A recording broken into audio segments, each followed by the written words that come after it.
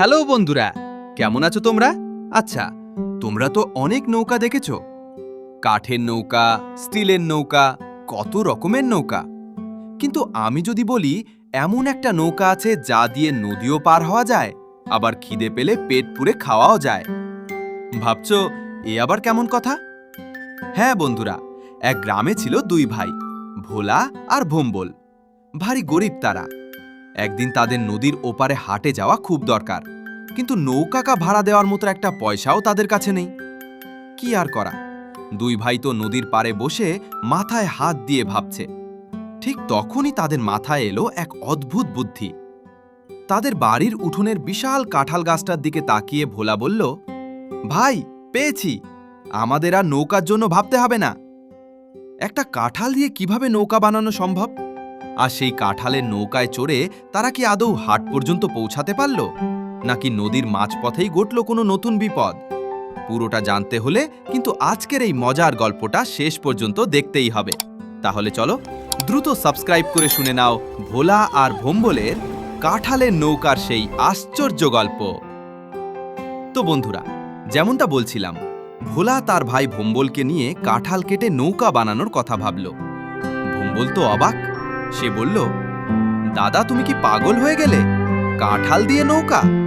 লোকে শুনলে যে হাসাহাসি করবে। ভোলা মুচকি হেসে বলল, আরে বোকা, হাসলে হাসবে, কিন্তু পেট তো আগে।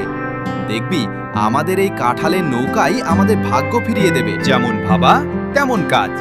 দুই ভাই মিলে তাদের গাছের সবচেয়ে বড় মোটাসোটা কাঁঠালটা পেরে আনলো। তারপর ধারালো দা দিয়ে খুব সাবধানে লম্বালম্বিভাবে কাঁঠালটাকে দুভাগ করে ফেলল। আরে বাহ, ভেতরটা কি সুন্দর সোনালি কুয়া আর সাদা বিচিতে ভর্তি। তারা আগে পেট পুরে কিছু কুয়া খেয়ে নিল। আহা, কি মিষ্টি! বাকি কুয়া আর বিচিগুলো একটা বস্তায় ভরে রাখলো, হাটে বিক্রি করবে বলে। এবার কাঁঠালে দুটো খোলাই দেখতে অবিকল দুটো ছোট নৌকার মতো হয়ে গেল। দুই ভাই দুটো শক্ত ডাল জোগাড় করে সেগুলোকে বৈঠা বানিয়ে নিল। সবাই যখন অবাক হয়ে দেখছে, তখন দুই ভাই তাদের অদ্ভুত নৌকা দুটোকে নদীতে ভাসিয়ে দিল। প্রথমে একটু টলমল করলেও কিছুক্ষণ পরেই দিব্যি ভাসতে লাগলো তাদের কাঁঠালের নৌকা। আর নৌকা থেকে মিষ্টি কাঁঠালের গন্ধে সারা নদী ম ম করতে লাগলো।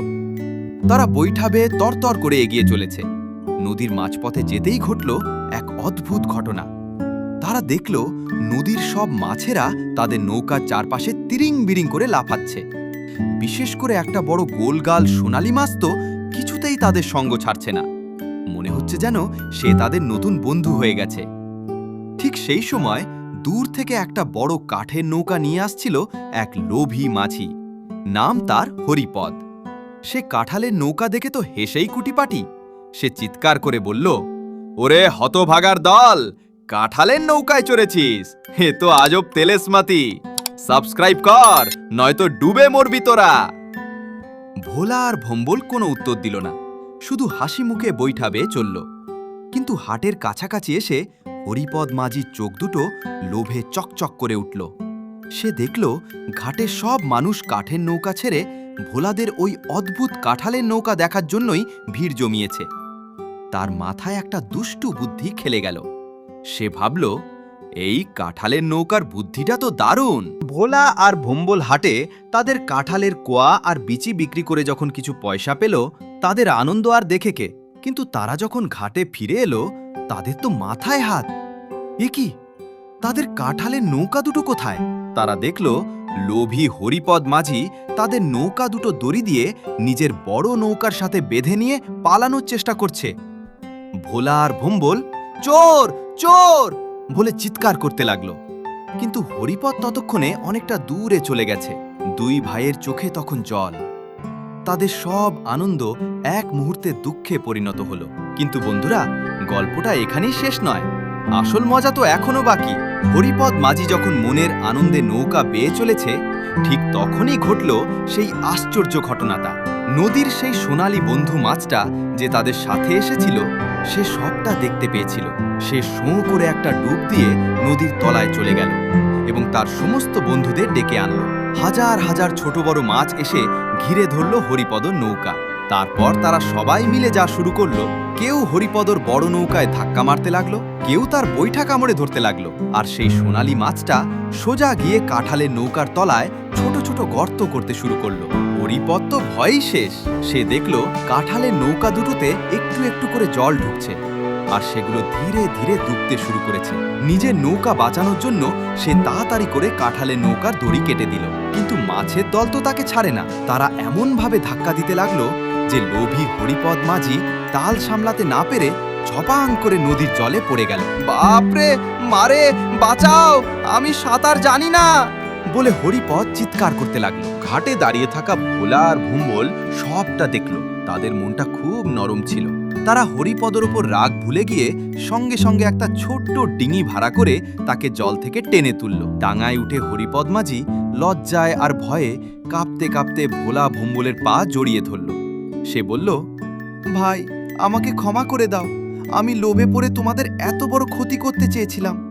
তোমরা আজ আমার প্রাণ বাঁচালে। আমি আমার ভুল বুঝতে পেরেছি।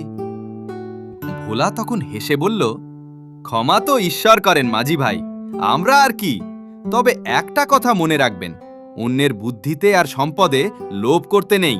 হরিপদ মাঝি মাথা নিচু করে নিজের ভুলের জন্য অনুতপ্ত হয়ে বাড়ির দিকে চলে গেল। ভোলা আর ভম্বল ভাবল, যাক, আবদ কেটেছে। কিন্তু বন্ধুরা, তোমরা কি ভাবছো গল্পটা এখানেই শেষ? দুষ্টু লোক শাস্তি পেল আর ভালো মানুষেরা জিতে গেল? না, আসল ভয়ঙ্কর আর আশ্চর্য ঘটনা তো কেবল শুরু হতে চলেছিল। যেই না হরিপদ মাঝি চোখের আড়াল হয়েছে, অমনি শান্ত নদীর জল ভয়ঙ্করভাবে তোলপাড় করতে শুরু করলো। ভোলা আর ভম্বল কিছু বোঝার আগেই দেখল তাদের ডিঙি নৌকার সামনে সেই সোনালী মাছটা আবার ভেসে উঠেছে। তার চোখ দুটো এখন টকটকে লাল, যেন দুটো আগুনের গোলা জ্বলছে, আর তার মুখ থেকে বেরোচ্ছে এক অদ্ভুত ধোঁয়া। আর তারপরেই ঘটল সেই অবিশ্বাস্য ঘটনা। মাছটা হঠাৎ মানুষের মতো এক গম্ভীর রাগী গলায় কথা বলে উঠল। ভোলা, ভম্বল, এ কি করলি তোরা? আমি ওই লোভী দুষ্টু লোকটাকে তার পাপের শাস্তি দিতে চেয়েছিলাম, আর তোরা তাকে বাঁচালি। তোরা প্রকৃতির বিচারকে অপমান করেছিস। তো বন্ধুরা, এখন কি হবে? কে এই আশ্চর্য সোনালী মাছ? সে কি নদীর কোনো দেবতা, নাকি ভয়ঙ্কর কোনো জলদৈত্য? ভোলা আর ভম্বল কি এই নিশ্চিত মৃত্যুর হাত থেকে বাঁচতে পারবে? তাদের জন্য কি সেই ভয়ঙ্কর শাস্তি অপেক্ষা করছে? এই সব প্রশ্নের উত্তর জানতে হলে তোমাদের কিন্তু এর পরের পর্বটা দেখতেই হবে। তাই এই এখনই রূপকথা নীর চ্যানেলটাকে সাবস্ক্রাইব করে পাশে থাকা বেল বাটনটা টিপে দাও। আজকের কাঁঠালের নৌকা গল্পটি যদি তোমাদের ভালো লেগে থাকে, তাহলে একটা লাইক দাও। আর কেমন লাগলো অবশ্যই কমেন্টে জানাও। তোমাদের প্রতিটি ভালোবাসা আমাদের আরও সুন্দর গল্প বানাতে অনুপ্রাণিত করে। আর হ্যাঁ, আমাদের চ্যানেলে আরও এমন আনকমন, সাসপেন্সে ভরা নতুন নতুন ঠাকুরমার ঝুলি, বাংলা কার্টুন ও ভূতের গল্প রয়েছে। চাইলে তোমরা দেখে আসতে পারো। খুব শীঘ্রই ফিরে আসছি নতুন রহস্য আর একটু ভয়ঙ্কর টুইস্ট নিয়ে। ততক্ষণ সবাই ভালো থেকো,